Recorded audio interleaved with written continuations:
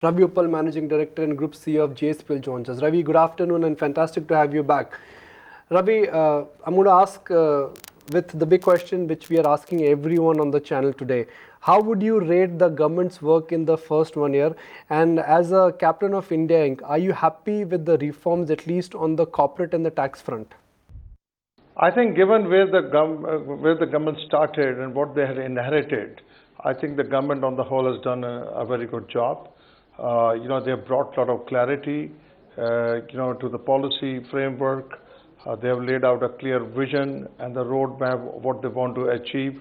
And obviously, some of the initiatives taken by them are very bold, and they'll require a lot of homework before we can see the benefits of those policy initiatives. So I think, given all these, I think the government has done a very good job, and we just need to support them to carry the agenda forward. So the government has brought about some big reforms. The change has not been reflected on the earnings or on the growth level. What's your take on that? Well, the earnings are a result of how much, is the output of the various sectors.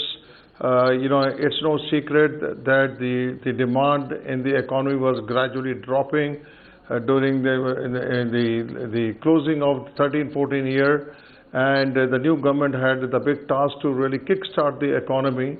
And the initiative they have taken and the amount of investment they have earmarked for the infrastructure and the other sectors of economy is taking a bit of a time before we can really harvest the benefit of the enhanced demand. I think we just need to be a little more patient and persevering, and we have to keep going with the job that we are doing. Any major focus areas that you think the government needs to look at right now over the next 1 year? Well, I think the government should really stimulate the demand in the economy. And one way to do that, I think, is to drop the interest rates. The Indian money is still very expensive. I think, I'm not saying that the interest rate is the only thing that will help to boost, but I think it can help to kickstart the thing. For example, if you take infrastructure, housing, they are very sensitive to the interest rates. So if you can drop that, you can really give a boost shot to the economy. That's one thing.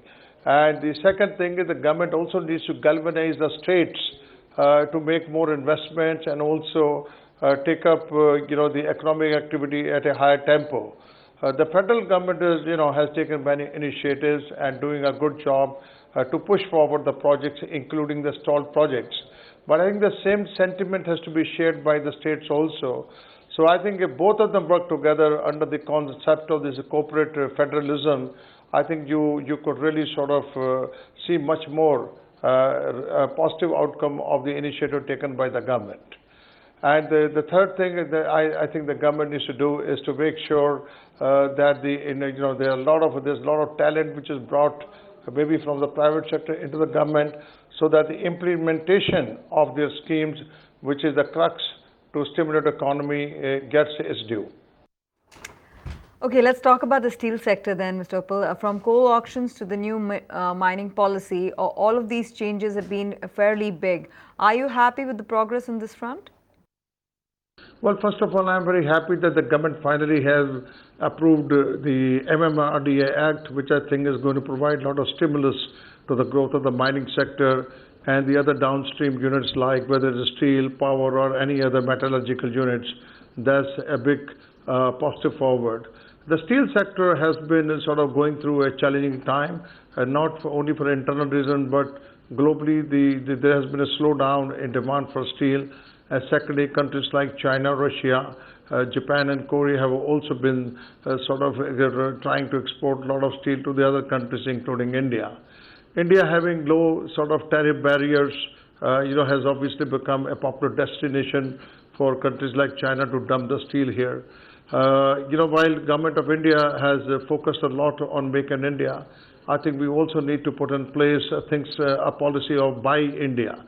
That is, the Indian-made goods that should be given preference, especially when it comes to the government projects. There should be a clear preference given to the locally manufactured goods.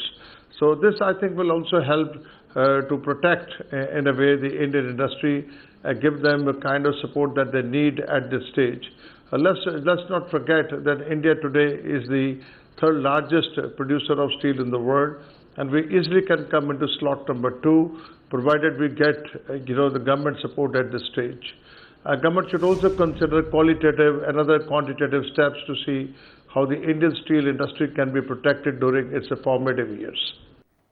Ravi, great to have you back on it, and thank you for your insights. Find us on Facebook at facebook.com/ETNow and don't forget to click the like button. You can also follow us on Twitter at ETNowLive. To stay updated with all our programming, hit the subscribe button on our YouTube channel by logging on to youtube.com/user/ETNow.